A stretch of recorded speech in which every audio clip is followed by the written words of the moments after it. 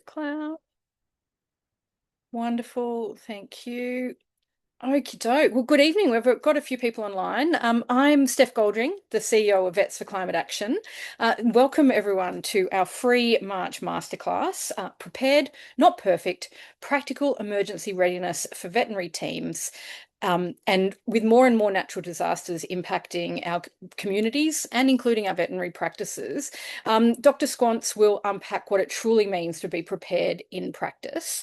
But before we go any further, I will just let other people into the room. And I would like to acknowledge country, which is very important to us here at Vets for Climate Action. So we would like to acknowledge and pay respects to our First Nations people, past and present, and welcome any Aboriginal or Torres Strait Islander folks joining us tonight.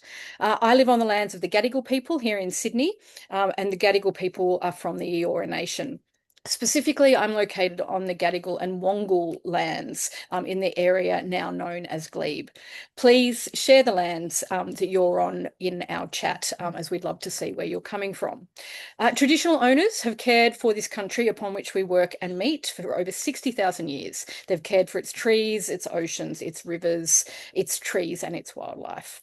We endorse here at Vets for Climate Action the Uluru Statement of the Heart and acknowledge that this land has never been ceded. And our First Nations people have long understood the deeply rooted connection between healthy people, healthy animals, and healthy country, which ties in really well with the veterinary concept of One Health, a really important tenet of our work here at Vets for Climate Action. Dr. Squance will also do an introduction. She'll be doing it in Te Reo in Maori. So just to let you know that the language may change when I switch over to her in a second. But before I do that, I did want to just do a quick introduction to Vets for Climate Action for those who may not have joined us before. So Vets for Climate Action is a movement of vets, vet nurses, practices and industry partners across Australia and New Zealand, who care deeply about protecting animals, people, and the environment from the impacts of climate change. We work to inspire and educate both within the veterinary profession and the broader community. We're promoting sustainability and we're advocating for strong science-based climate action. At VFCA, we believe that animals need a voice in the climate conversation, and we're really proud to be that voice. If that work speaks to you, we'd love to invite you to become a Vets for Climate Action member. It's on our website, and it's a simple way to stay connected, support our mission, and be part of a growing community, creating real change for animals and the planet. I'll pop the link in the chat in a second. So just to run through what we'll be talking about tonight, and just a couple of quick housekeeping notes as well. So this webinar is being recorded and will be shared online for those unable to attend in person.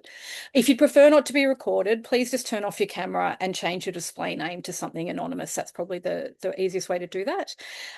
If I can ask you to please keep your microphone muted during the presentation, but there will be opportunity to engage with questions. So feel free to drop them in the chat as we go along or save them for the Q&A at the end.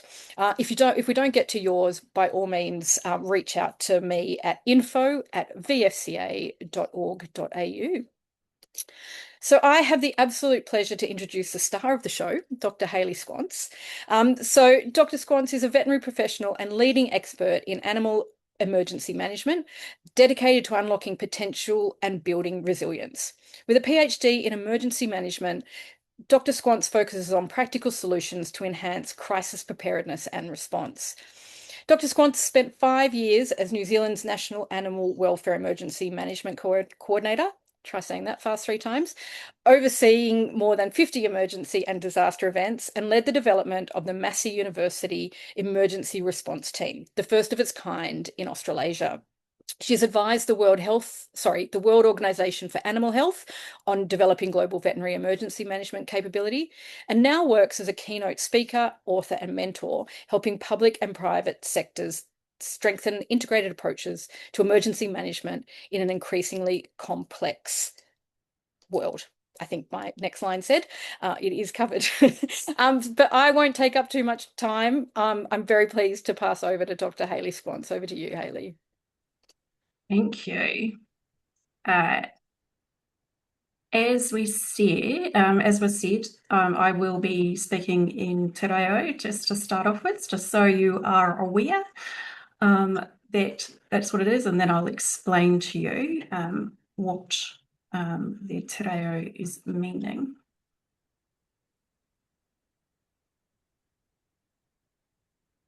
Make sure this is nice for you.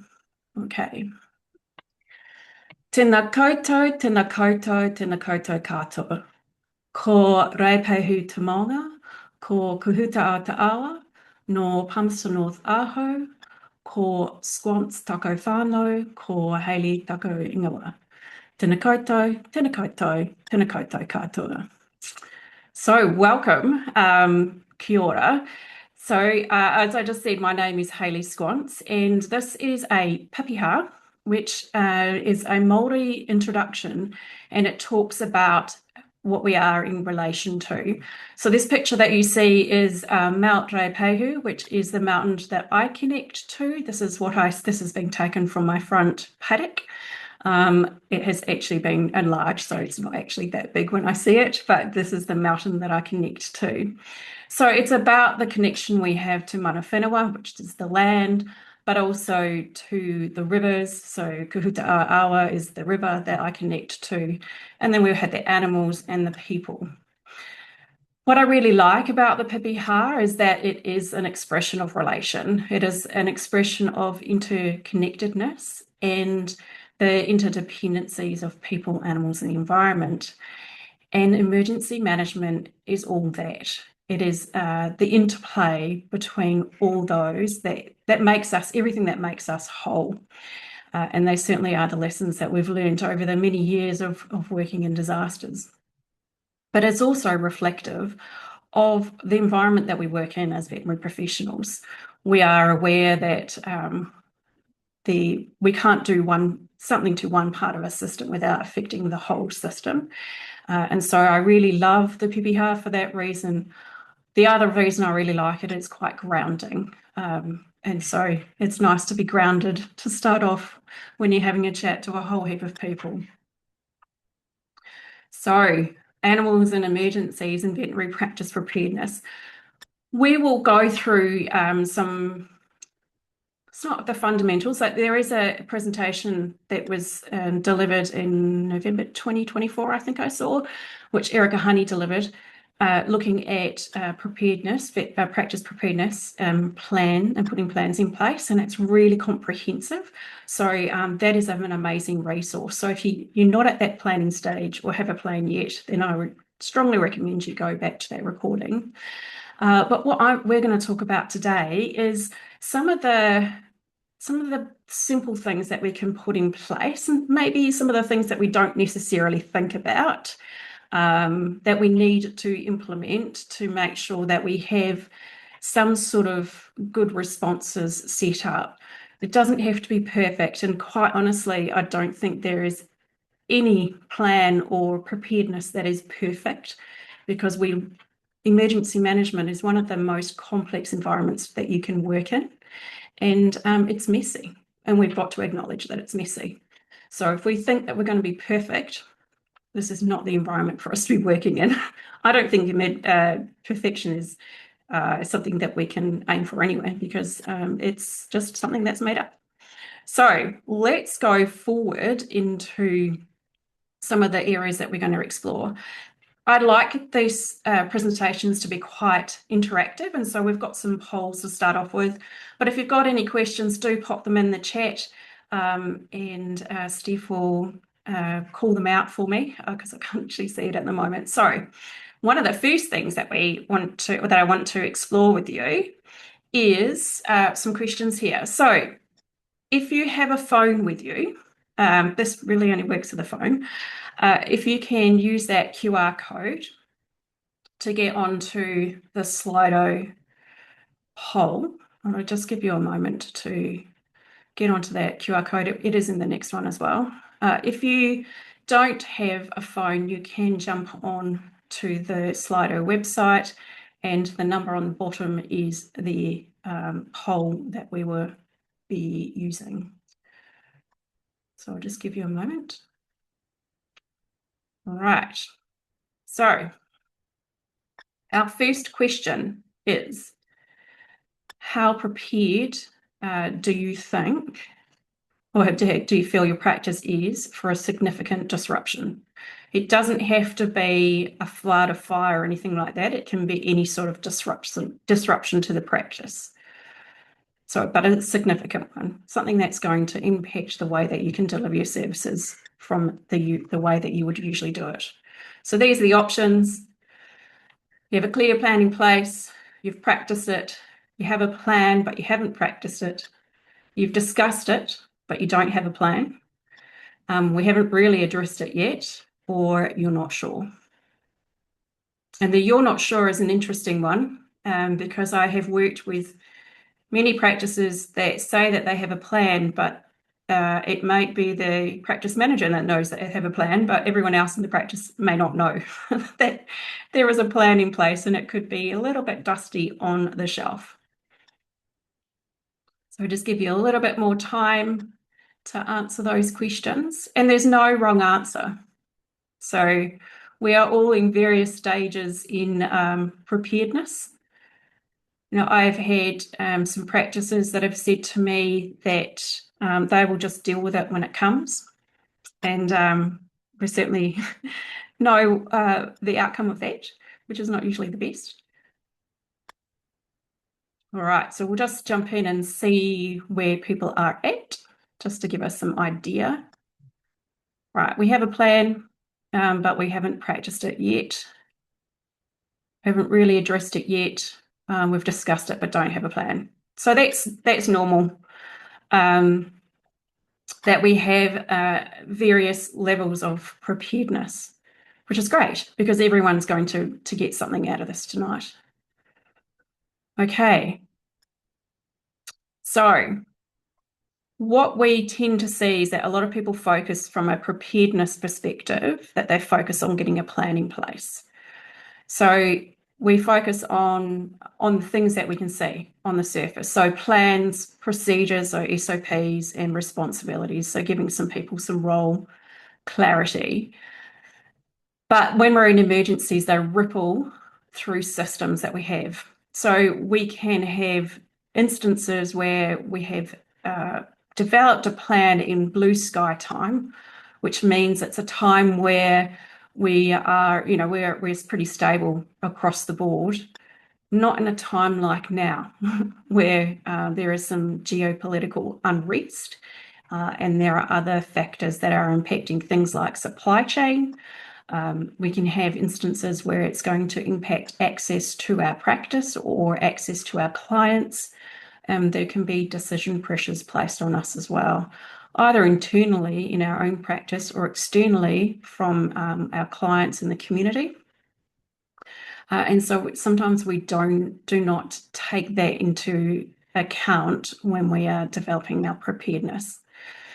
The real capability actually sits below the surface of the things that you can't see. So it is around about how our teams adapt, how we communicate, and make the decisions when those ripples hit. And so we can't prepare for absolutely every scenario, but what we can do is prepare to adapt to the disruptions that we may experience. So when we talk about preparing for events, there is a massive spectrum that we can prepare for. So things that we're used to looking or experiencing is such as floods, fires, earthquakes, not necessarily in Australia, but Australia is so underprepared for earthquakes. New Zealand is very much experienced at that, so I certainly would encourage you to talk to your New Zealand colleagues that have experienced significant impact from earthquakes. I love doing earthquake scenarios in Australia because everyone's like, that's not going to happen. And it does. I've delivered scenarios for places that weren't actually aware that they were sitting on a major fault line. So awareness about what are our risks is really important. But some of the other things that people don't necessarily think about or haven't been exposed to are such things as agri-crime and agri-terrorism. And so that's mainly from the rural sector, but they are things that we are having to prepare for. We're certainly doing that at an international and national level, but it's not something that tends to filter down to a practice level. There are similar approaches that we do for animal health or animal disease outbreaks, but there are different components to it from an investigation perspective. The other things, such as extraterrestrial, which no, I don't wear a metal or a foil hat, but they are things like asteroids, which is really low probability but high impact. But the other one that is something that we need to be aware of, and we're actually currently experiencing right now, is solar flares. So solar flares have, because they change the electrical conductivity, can have a significant impact on our electrical infrastructure as well as our communications. So if we have a significant flare, it can impact or wipe out every type of communication that we rely on. So if we have a backup plan of, say, satellite phones, or we are using things like Starlink, those things will get wiped out. So there are catastrophic circumstances where those things will be impacting, and people won't notice it in the atmosphere. Or there are some people that are quite sensitive to changes in electrical environments. However, most people won't expect that. They won't feel it. So we could experience it from our lights dimming, or what happens, and most people aren't aware of it, is that our electrical companies will actually close down some of their substations to help protect our electrical infrastructure. Another one which I hadn't mentally prepared myself for was a terrorist attack. And unfortunately, we're in an environment now where this is something that is becoming not a one-off. We experienced it in New Zealand in Christchurch. Bondi experienced one recently. And most people would go, why are you talking about that from an animal welfare or a veterinary profession perspective? They are impacted. And the Christchurch one, we had the 24-hour veterinary clinic that was inside the cordon area that could not function. And so, as a veterinary profession, we had to come together, or the local veterinary profession had to come together really rapidly to be able to work out how they were going to offer after-hour services when the one and only after-hour services that's available was not functional. Or in those types of events, we could be preparing ourselves to actually go and do first aid on the public, or are there animals involved? And so there are various different circumstances or events that we need to think about and prepare for. So those are just a few, but we don't want people to go, it's just too big, and I don't know what to do. I don't know where to start. Why are we preparing for these things when they're not going to happen? These are examples of things that have actually happened. And from that climate change perspective, what we are certainly seeing from floods and wildfires is that they are getting bigger. And our experience from previous events can't be where we gauge how we might be impacted the next time, because we are meeting records and we're creating records every single time now. So it's really quite interesting when you look at weather systems and how those weather systems are changing, and how that can impact not only our practices but also our communities. So our next poll is, what makes emergency preparedness challenging in veterinary practice? Is it time and competing priorities? Not sure where to start? Staffing and workload pressures? It hasn't felt urgent, or there may be other underlying reasons as to why there can be some challenges in preparedness.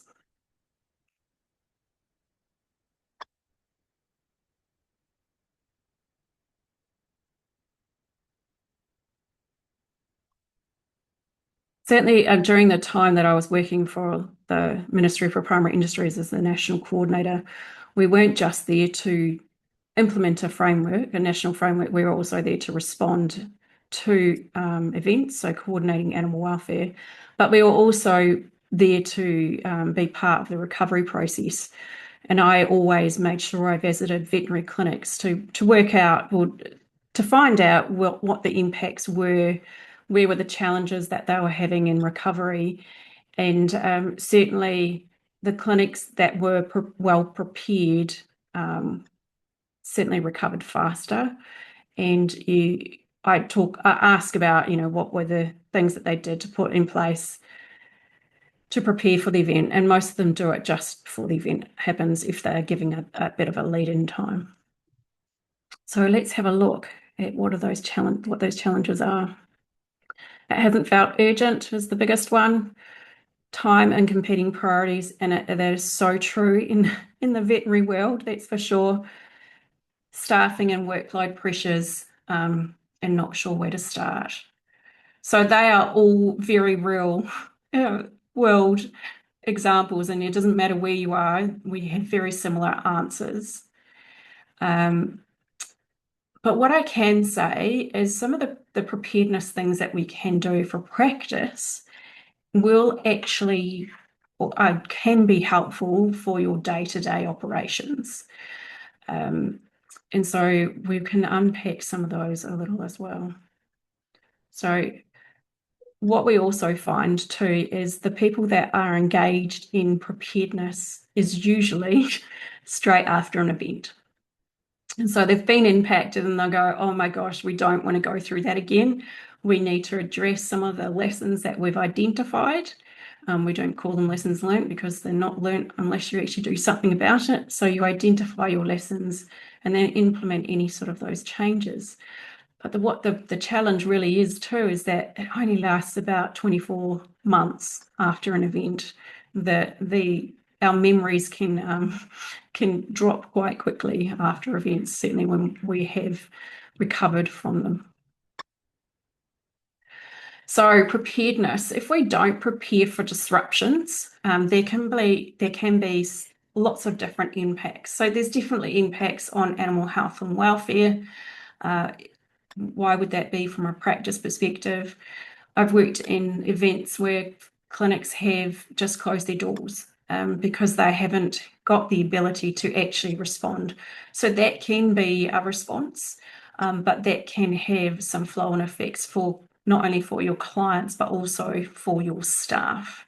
And I have seen this play out time and time again. So from a human well-being perspective, not just from your clients and your community, but particularly your staff.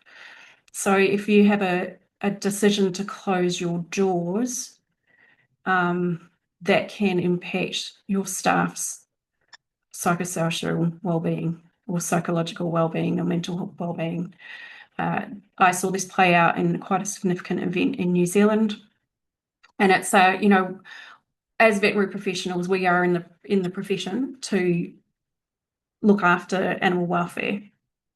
Veterinary professionals that are registered have an oath of protecting animal health and welfare. And if we can't actually do what is our job, then that can have a significant impact on our people. And from an Australian perspective, with the new legislation that you have coming in, I think you need to be mindful about making sure that you can address the psychosocial safety aspect of preparedness. If you don't have good preparedness measures in place, this can further impact our people. It is well known that if we don't have good preparedness, it can increase our response time and our recovery time. And also, I guess it's around the stress response. So if we are not prepared for something, and we're going to unpack that a little bit, but we can actually make some poor decisions when we're in the not the right mindset to be making decisions. Also, we are a profession that has been trained to make the decisions based on a diagnostic process. And so that's a lot of the time requires us to have good information to be able to make those next step decisions. We're in an emergency event. We have to make decisions with very ambiguous information or very little information at hand. That does change as the event unfolds, but we have to be comfortable with making decisions with very little information.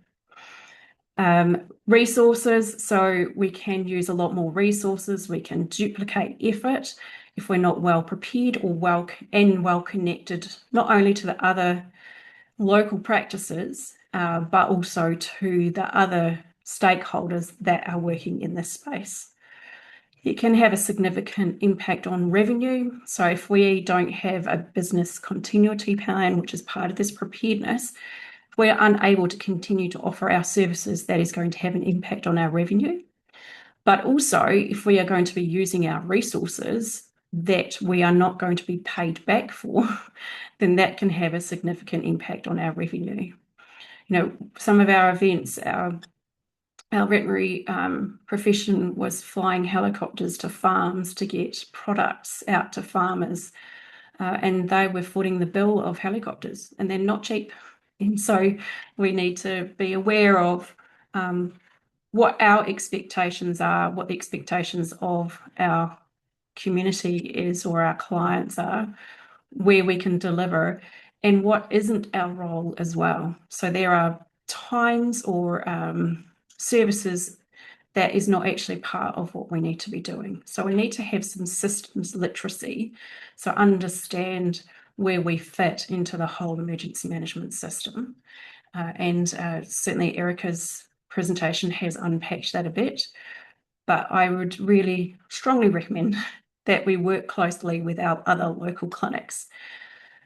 Certainly from New Zealand's perspective, and you're seeing this in Australia, particularly in our rural areas, is that we are becoming isolated quite quickly in a lot of these events. And so some of our plans are developed at a state level. Some states may not have any plans at all, but we have to be well prepared for us to be able to respond at a local level. And it can take time for any sort of services or other agencies to come and help us out. So there is a real need for us not only to focus on preparedness for our own practice and also preparedness for our staff as an individual, but also working together. So what I call shifting from competition to collaboration within our local veterinary clinics. This is not just for rural practice. This is actually for urban practice as well. This is one of the key learnings that we had out of Cyclone Gabrielle in New Zealand. I was commissioned by the New Zealand Veterinary Association to explore some of the challenges to the veterinary profession from that event. And there was a realization that we needed to shift from a competitive mindset with our local clinics to a collaborative mindset to be able to understand actually what are the impacts, what's the intelligence on the ground, what resources can we share to be able to deliver and support not only our communities but also the viability of our practices collectively. In Christchurch earthquakes, we had a number of veterinary clinics that were unable to function. However, because it was unsafe to be working in those buildings, so they worked with their neighbouring practices and they were able to deliver their services, both businesses, out of the one practice. So it's been able to look at the different types of impacts and how we might be able to look after ourselves, but also look after our veterinary community. And I think this is a really important point, that every dollar that we spend in preparedness returns an average of $15 of avoided recovery costs. So if we're wanting to look at how much this is going to cost us, actually it's rather than what's that's going to cost us, what is it going to save us? So there is a real a big carrot here to show you that if we actually invest in preparedness, that can not only reduce the impact on our people and the recovery time and response time and resources, but it also from a revenue bottom line perspective, it can reduce the cost on us as a functional business. The big one here is community trust. Veterinary professionals are some of the most trusted professionals out there. I know that, and I've experienced this many times, and we were seen as the animal people from our coordination hats, but in those many events that we're at, all the agencies had to have their officials available at community meetings, and our line, the animal people's line, was always the longest for people to come and ask questions for. People were more concerned about addressing the needs of their animals, and this is not just companion animals, it's lifestylers, it's hobby farmers, it's farmers. They want to address the needs of their animals well before their own. And so we, as in veterinary professionals, we actually become this really unique conduit to the community, because our emergency services and our emergency management agencies tend to have some challenges reaching out to communities in times like this. And we can use that human-animal bond as a conduit to community. We are trusted scientific professionals, so we can be trusted with connecting community, but also collecting intelligence. And as the person who had to make some hard decisions and coordinate where resources were going to go, intelligence is gold for our ability to make decisions. That gold actually lies at the feet of the veterinary profession. So what veterinary professionals tend to say is that they're quite frustrated that they don't feel that they are part of the overall response and waiting to be told what to do. However, we're waiting for the veterinary professionals to tell us what the impacts are and what their needs are. So rather than waiting to be told what's going to happen to you, we need to flip that and go, actually, we are the ones with the gold. We are the ones that have the information on the ground that is going to help create that situational awareness, and we are going to be able to tell them what sort of resources we think may be needed, and that can escalate the delivery of resources for you.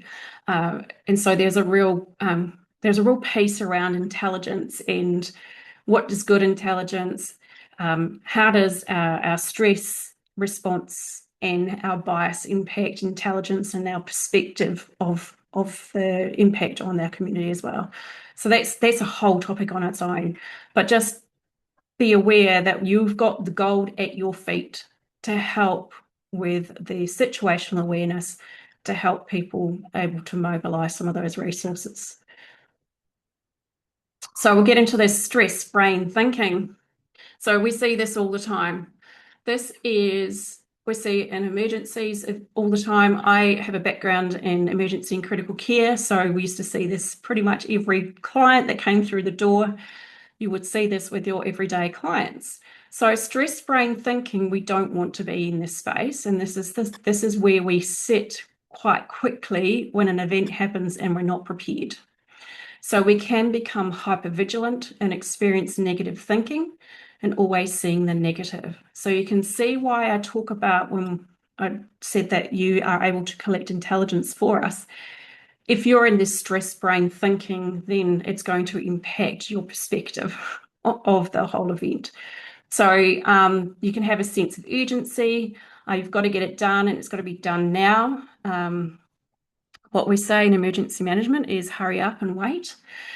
So there is definitely a sense of urgency, but we sometimes need to have a bit of a bigger picture view to understand where the resources need to go and who can utilise them the best. People can get quite emotional, can get really tearful and easily upset. There's black and white thinking. You have tunnel vision, thinking worst case scenario, really poor concentration, forget everything, lose things, and you can be ruminating thoughts going around and around.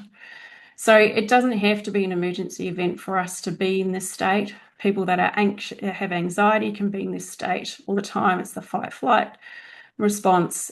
So we don't want to be here. So the way that we can not be here is that we can prepare ourselves what the impacts might be and how we may respond to that. I won't say that we never hear. So when an event occurs, when I was in the coordination role, I wasn't not stressed. Like I just was able to have the self-awareness that actually, no, I'm going to that state. I need to stop that state because it's not helpful.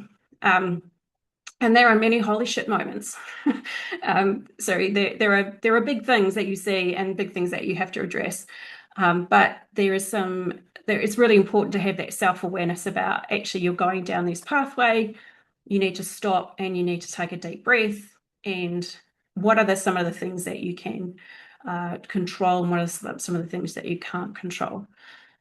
So no doubt you see this in your clients, no doubt you'll see this in your colleagues, and no doubt you recognize this yourself as well. You can go through parts of this as well during a response. Like I know myself, and I have again, this could be a totally different track that we can go down, but looking after yourself during a response. So what is it? What can we do to protect ourselves as a first line responder?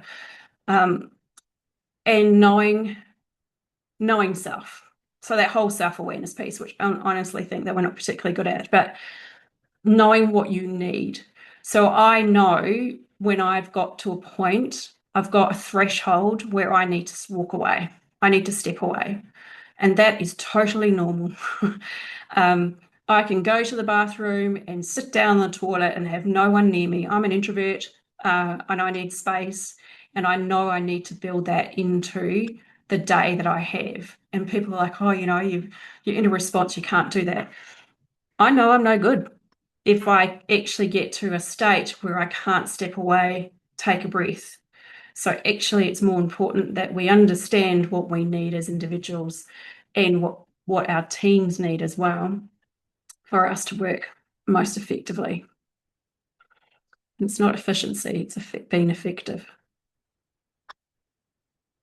So I have developed this bit of a conditions for adaptive capability, and this is based on many different responses I've been to, but also many different situations, not necessarily emergency management. It can be things that we need to change. I've worked in education, so I've worked in the university and delivered the Bachelor of Veterinary Technology in New Zealand, and including a new profession into a well-embedded profession is effectively change management.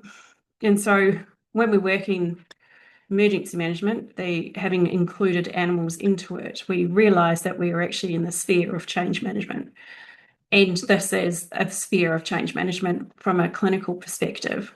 So what are the conditions for us to have that adaptive capability is that we need to have psychological readiness. So that means understanding that self-awareness, understanding that we need to have some roles in place as well. And also there's a piece here around competency and fit for purpose roles. So if you have a leadership role in what they call blue sky time, or sometimes they call it peacetime, which we really don't like using that term, but if you have a leadership role in peacetime, you may not necessarily be the right person to have a leadership role in an emergency event. Those types of competencies or skill sets are generally not the same. And so you need to have an understanding of who's in your team, what competencies do they have, what skill sets do they have that are going to be quite fit for the roles that you need in your plans, in your response. I find that vet nurses are particularly good at a coordination role in an emergency event. And why is that? Because that's what they do day in, day out. They are coordinating veterinarians, they're coordinating the the workflow. They're able to have that bigger picture view of what's actually going on. Yes, there are going to be people that need to make some of the higher level decisions, and that can be from a governance level. But having people that have really good skill sets in looking at the big picture, who are good at balancing and juggling multiple things at the same time, have some amazing skill sets to do some leadership roles in emergency events.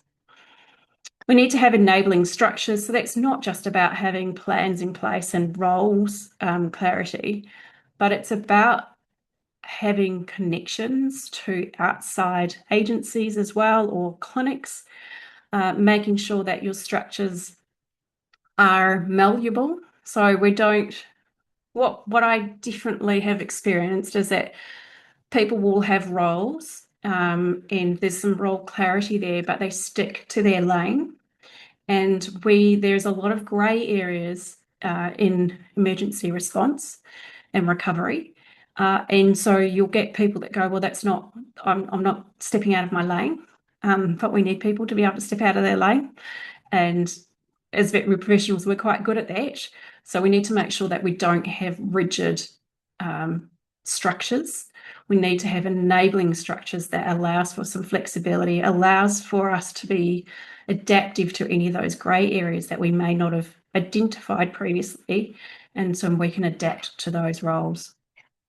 Say in an emergency event, let's say we have a trapped horse, or a float accident.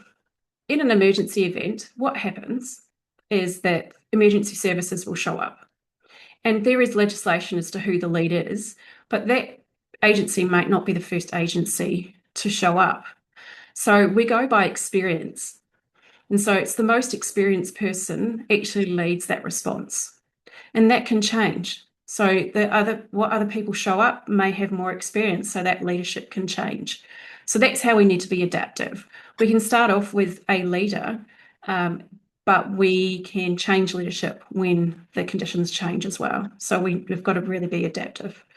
We need to have adaptive practice, which is what, being able to go with the changes in the environment, the changes in the information that we have. The information and the decisions that we make in the morning can be quite different to the information that we have in the afternoon, and that could change the decisions we need to make by the afternoon.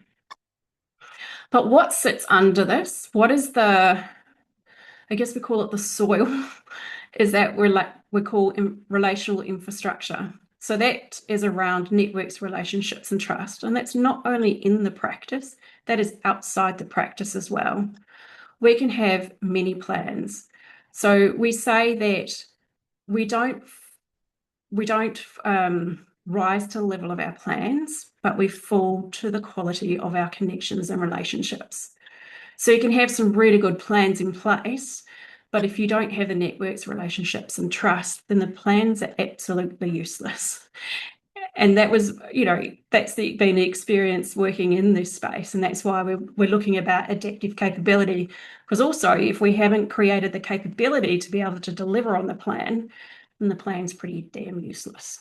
So we need to be well aware of these relational infrastructure, having shared values, and informal leadership. That's around, how we can be adaptive. And if you look at in Indigenous people's perspectives in emergency management and in a lot of things, this is the gold, or it's the golden thread.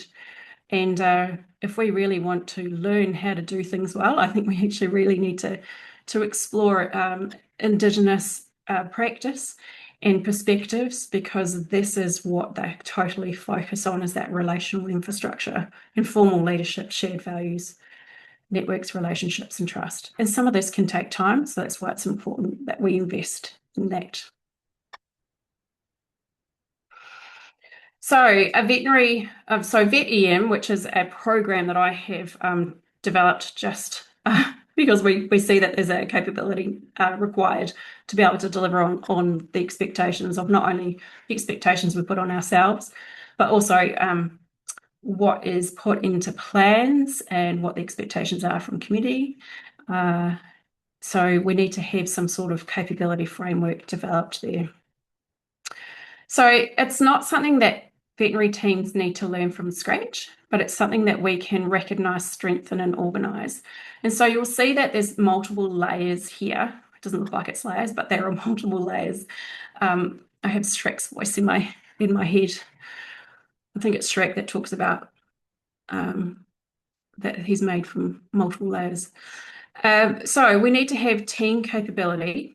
So that's that operational function. And what we find is that a lot of people put time and effort into the strategic functions, but never really put a lot of time and effort into the operational function, which is where it all falls apart if we don't have that capability there.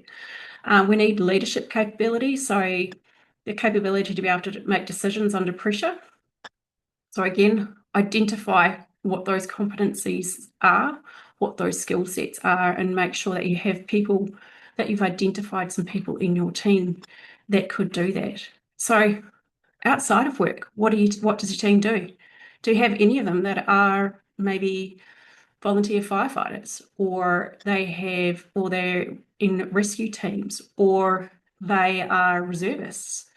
They have a lot of this training already.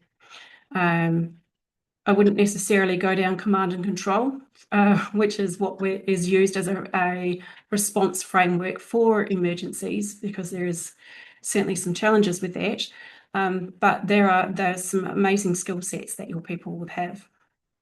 We also need to understand what our organisational capabilities are as well. So what is the systems that we need to ensure they're in place? And then there's professional capability.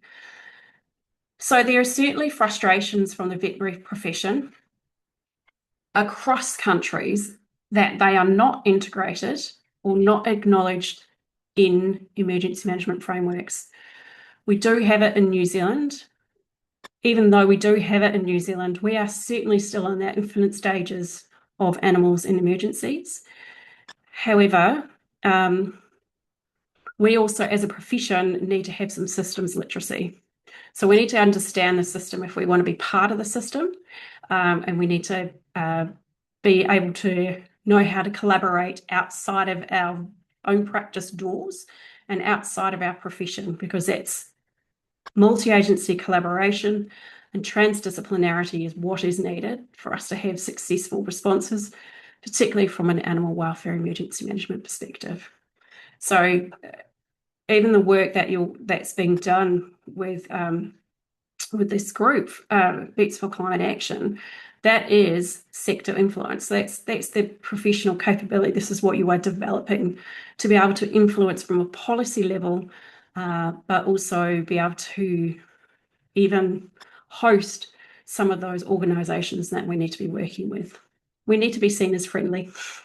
People do get it, but they've got a lot of things that are important for them as well. So we do have important roles to play, but we're not necessarily at the apex of that importance for other organisations. So we need to be friendly, and we need to open our doors, and we need to have some of those conversations with them. So high-performing teams don't rely on heroic individuals, although sometimes this happens a lot, but they do rely on connection and shared understanding. So we need to have a shared understanding. So we can have all the plans in place, but if we don't understand what our objective is in a response, then we can be going in all different directions. Our team not understanding what it is we're trying to achieve, because it will be different to our business values. It can be very different because we are responding to a specific event, and we will need to have some response objectives. So if anything, if you don't have any plans in place, or you don't have any plans in place, but there are some preparedness activities you can do, think about what your response objectives could be. What is your objective to the response? What is it that you want to achieve? And it has to be something that is adaptable, because it will change. So in a response, all the agencies that come together and we work in what we call Emergency Operations Centre or Emergency Coordination Centre, there is always response objectives. There would be an overarching objective. It can't be too ambiguous because nobody really understands what we're doing. It's up to interpretation. So there's usually at least 4 or 5 response objectives that we are working to, and that will shift depending where we are during that response and recovery phase.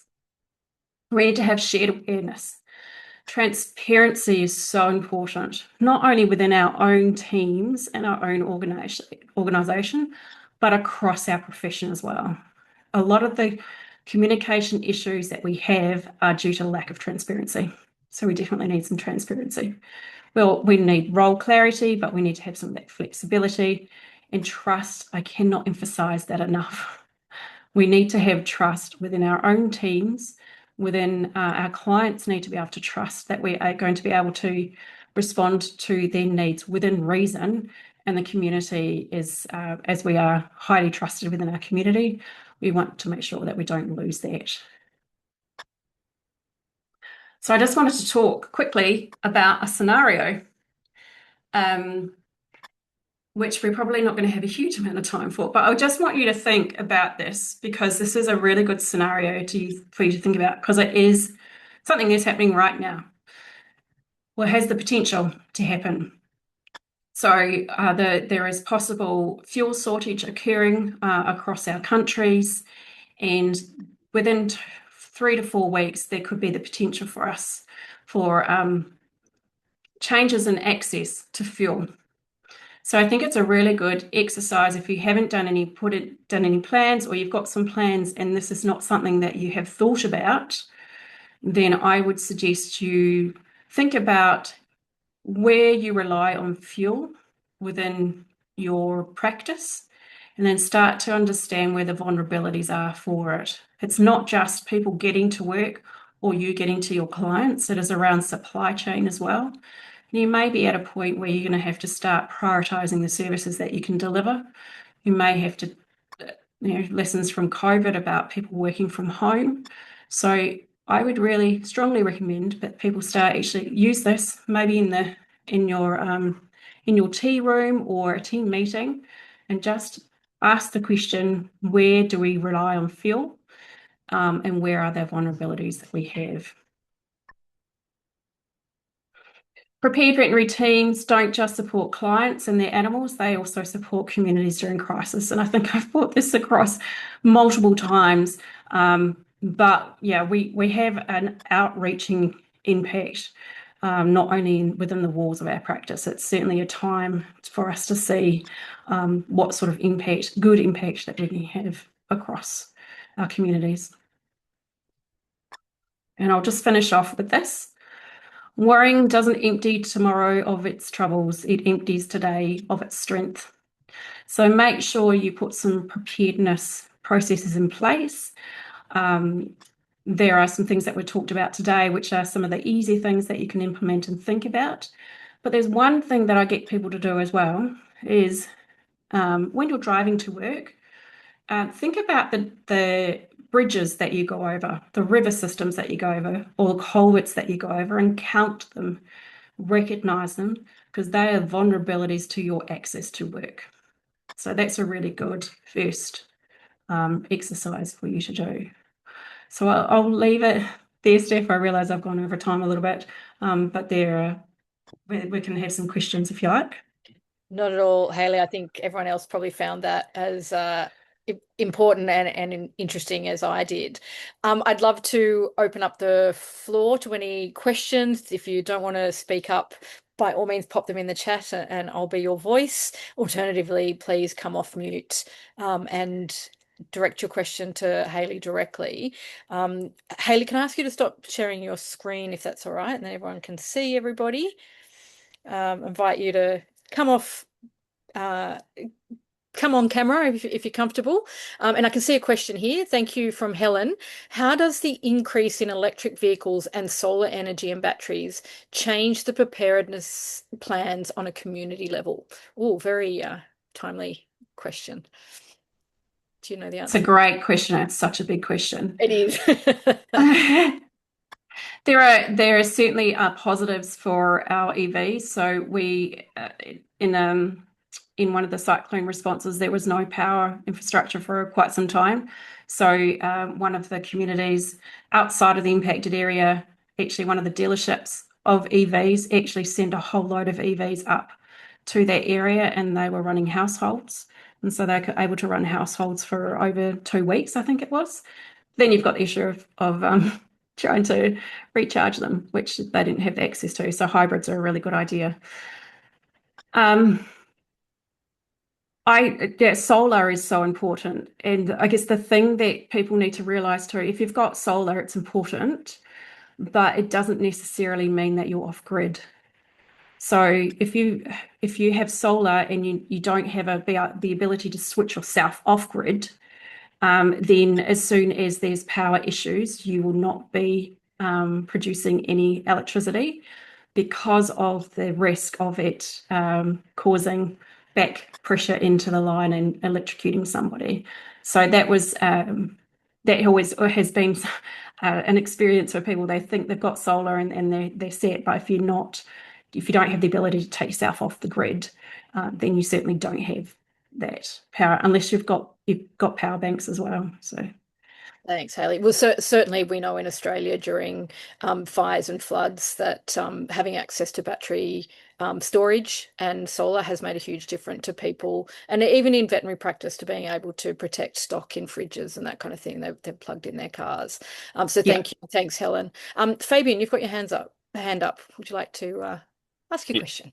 Yes, thank you so much for the presentation. And my question is, as far as I New Zealand regarding who's responsible for rescuing animals during emergencies changed, I think sometime last year.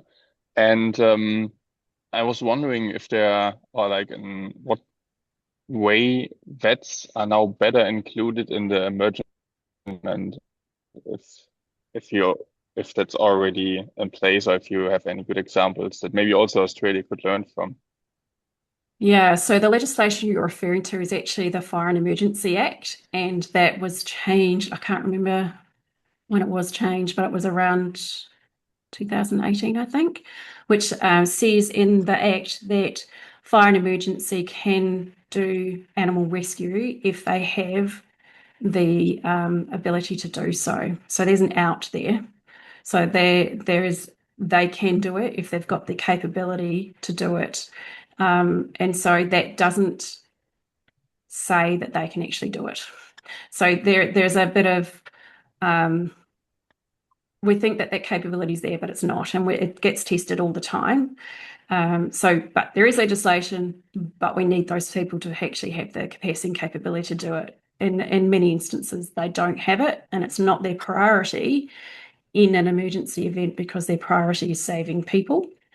However, we are certainly seeing a shift in the emergency services, understanding that they need to rescue at the same time. So if they have the ability to rescue people and animals at the same time, we have certainly seen that as a change. There are some rescue teams in New Zealand. We certainly have lost 50% of the rescue teams in New Zealand, and that's really based on the fact that it's all self-funded, and so a majority of the animal welfare services in emergencies is self-funded in New Zealand, which is a real challenge, and certainly being pushed back for we're currently going through legislative changes, and I'm not sure we've been particularly successful in that, in getting people reimbursed that deliver those services. Certainly from a veterinary perspective, in New Zealand, the New Zealand Veterinary Association has a legislated role if they have capacity and capability to do so. But when you look at what the role is, it's about supporting veterinary professionals or veterinary practices on still being able to deliver services. So really their role is to develop, to collect intelligence and feed it up. So there is that information. I've been working with the NZVA and supporting them in the developments of those tools for them. And there's certainly been a significant shift for them. We've been able to get good quality intelligence, which the other agencies are saying that actually they can see a shift as well, that intelligence is coming through. So they're getting better situational awareness. Certainly at a local level, veterinary professionals have a role to play. So in New Zealand, the legislation is about a national level response as well as a regional level response. So MPI is responsible at those levels, not at a local level. And so that's where it's really important for veterinary professionals not only to link together themselves and support each other, but also to be able to link into the local animal welfare coordination groups, which there are some, and they are in the process of developing others. The legislation in Australia and New Zealand is about responding locally and being supported regionally, statewide or nationally. So it's that real focus on the local capability, which is really important. Thanks, Hayley. Thanks for your question, Fabian. I'm just conscious of time and eating further into your evening, although this is a very important topic. Does anyone else have a quick question? Otherwise, I will wrap this up for everybody and you can enjoy your night.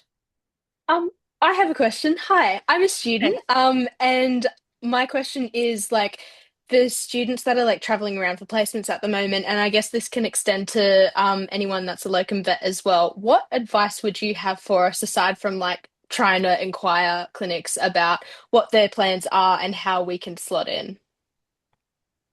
Yeah, definitely ask the question about plans. So over the last 10 years, I've run university courses in animal emergency management, and there has been an assignment for students to go out and do exactly that. Go and ask the clinics, do they have plans? If they have plans, do a review of it. We've found that 85% of practices do not have adequate plans in place. So there's a big assumption there that you can go with they're probably not adequate. But again, it's around time and time pressures on what people can do to invest in that. So if there is someone in the practice that has an interest in this space, I would suggest people take it up as a call it a portfolio, but as a subject area for them to investigate and invest themselves in. It is time critical. We are going to continue to be impacted regardless of if it's a big event or not. And it certainly would be a good capability for you to have as a student going into a practice as well. Thank you. Thanks, Madeline. Well, thank you everyone for joining us tonight, and a huge thank you to Dr. Hayley Squance for her time and expertise this evening. We can't run these masterclasses out without the generosity of professionals sharing their knowledge with the rest of us.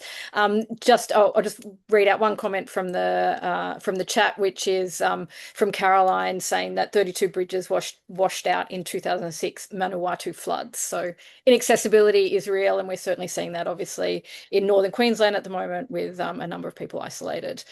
Thank you all. A recording will be available to those who are unable to join us tonight. And be safe and take care, and we'll see you next month with a webinar from Dr. Dickon Westworth. So we'll see you online then.